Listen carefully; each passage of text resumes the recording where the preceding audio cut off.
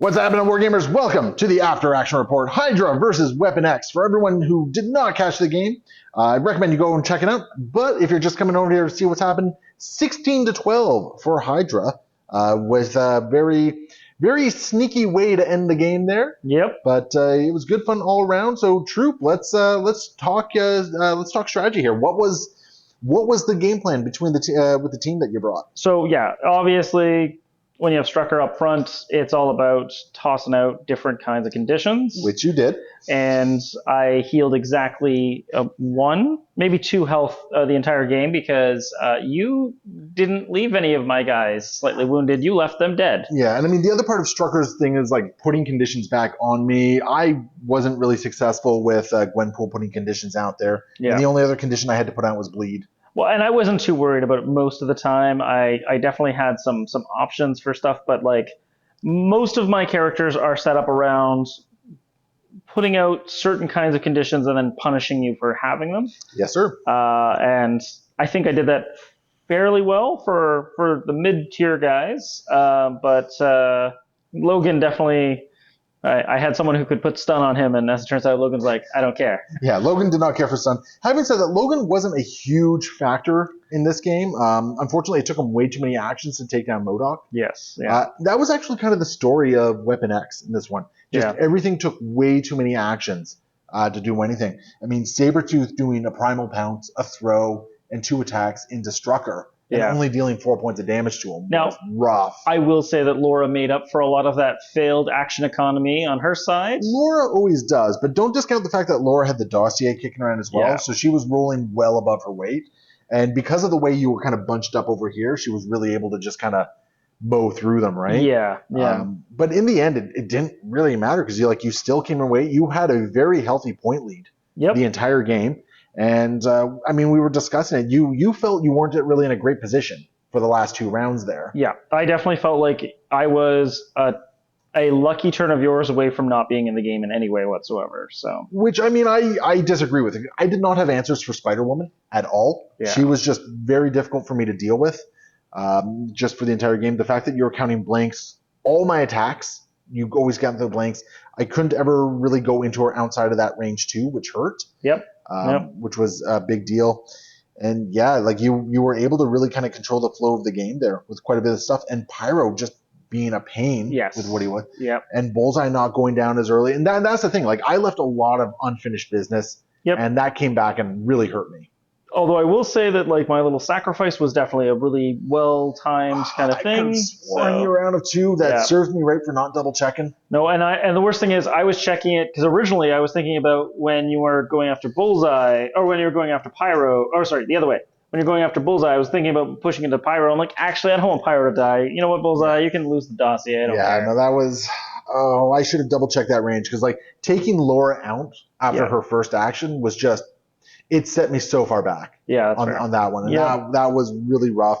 I probably should have been looking elsewhere, but I needed to take Pyro out. And unfortunately, your sacrifice play was a great play. Like, it did the job for you. And even Red Skull just kind of hanging back and just being a nuisance all game. Well, and honestly, he did a great job of like pushing things around, throwing beams away, not rolling skulls. This is one of my first games I've ever had where he didn't just like roll multiple skulls in a turn. No kidding. And just that last round clutch. Well, you know, Red Skull's going to take this hit for MODOK. So, that was rough. And just, your team was able to weather the attrition and just kind of kept through. And, man, some of your attack rolls were friggin' wild as well. You were saying off camera a couple of times that it was like every couple of, most of my rolls had some crit in them. So that really helped. Yeah, you were getting a lot of crits. Your strategic genius converted quite a bit for you, which was huge. Meanwhile, my Are You Sure You Want to Remember wasn't really converting as much as I really wanted there. Yeah, and Logan's rerolls also kind of didn't get there for you a lot of times. I know. Like, I mean, if I could have taken out Red Skull, well, no, because you just turned around and dummied Logan with MODOK. After that, so it wouldn't have really mattered. Like, I was in a point where I was constantly clawing back up that hill. And I was never comfortable with where I was in the points game. Yeah, I definitely feel like me getting the 3 cores off the snap kind of pushed that game into a very different pacing for you. It did, and my failure to take any of them back at a good pace. Yeah. Not for lack of trying, because I sure tried. You rolled a pile of dice into it, yeah, Like, what is it? I definitely. left MODOK on 2 health remaining. Like, Yeah. Logan just had 2 really ineffectual attacks into MODOK early on. I actually expected because I wasn't expecting the pull out of the middle for MODOK, so I'm like, oh yeah, I'm gonna just toss this attack over here. Nope, that does not matter anymore. Yeah, no, that was really unfortunate. And again, that goes back to what I was saying. Like, I had a lot of like just unfinished business Yeah. going into this game, and unfortunately, I was never really able to kind of put that last couple points of damage outside of Laura. Yeah. Laura got work done, man. Like, Laura did a pile of work. I will say that while Gwenpool didn't necessarily show up for damage, she did survive a lot of attacks. Like, I threw a lot into her, and she just more or less didn't take it until the end. She did. I can't say I'm particularly chuffed about her bag of tricks. I probably should have been doing stabby swords a lot more just because it's extra dice. I kept trying to get those conditions out there. Yeah, it that's fair. wasn't happening. Yep. So I don't know how I feel about Gwenpool just yet. I do like her ability to kind of pull somebody out of range. Like Yes. it's basically a deception. Yes, that was definitely like, oh, MODOK isn't going to do MODOK things anymore. Yeah. Crap. Yeah, and I go back to that. I wonder if I should have targeted somebody else, but I don't know. I think MODOK was probably the right call. It would have been MODOK or Strucker, and you, as it turns out, were going to deal with Strucker. So yeah, well, I don't know. It was Sabretooth. That was so disappointing. 2 attacks, Primal Pounce, and a catch run, and just could not deal with Strucker at all. Yeah. And him going down just like that took a big power piece away from me. It did. It really makes me wonder: should I have actually should I have actually exceptionally healed that throw? Yeah, maybe. And I look back at it, and I really wonder priority was a big thing for me, but at the same time, I wasted it by just having her get taken down to a parting shot. Yeah, that's fair, I guess. Right? Yeah. Like, I think like the math was there, but yeah, again, that sacrifice. Yeah. That like I said, I should have definitely double checked the range on it, and you were definitely right within 2, and that parting shot really hurt when I failed to do any damage to Bullseye. Yeah, especially because you spent the 1 on the other side of it too. But exceptional healing also shut off my interrogate for that turn because I only did 1 damage, so she only gained 1 power, which means I didn't have my 3. So I'm not sure. Like, yeah. I still think some of the numbers kind of come back the same way, but yeah, unfortunately that meant the game was all about Laura as opposed to a more balanced thing for your team. And you know what? If the rest of the team kind of showed up, it wouldn't have been as big a problem. Yeah. But the rest of the team really didn't show up there. Logan was very inconsistent for me. Domino, oh my goodness, Domino just did not do anything for me this game, really. Yeah. She started off strong with 3 damage into Bullseye, and then but not getting that rapid. If I'd gotten that rapid fire off on the first attack, because I would get that attack before your parting shot. I kind of feel like your team was missing a little bit of Mystic Attack because I feel like that would have been a key thing for removing Spider-Woman.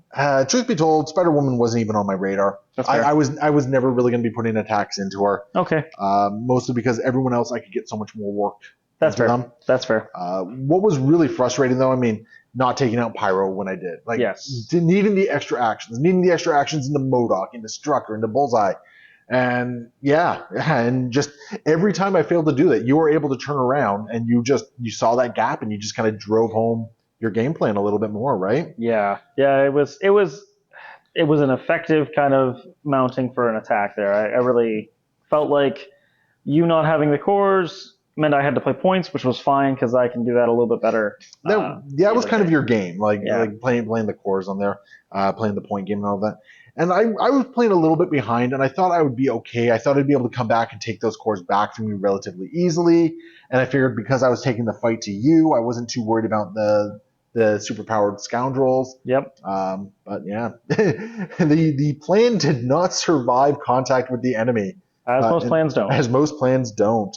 I will say this, though. I'm very glad I did not lose to a mind game. You did not lose to a mind game. That's correct. I did not lose to a mind game. So that is a nice little victory for me. Although MODOK just kind of turning around and pumping, I think it was like 7 damage into Wolverine. It's like, well, that's kind of the final note on this game, I think. Yeah.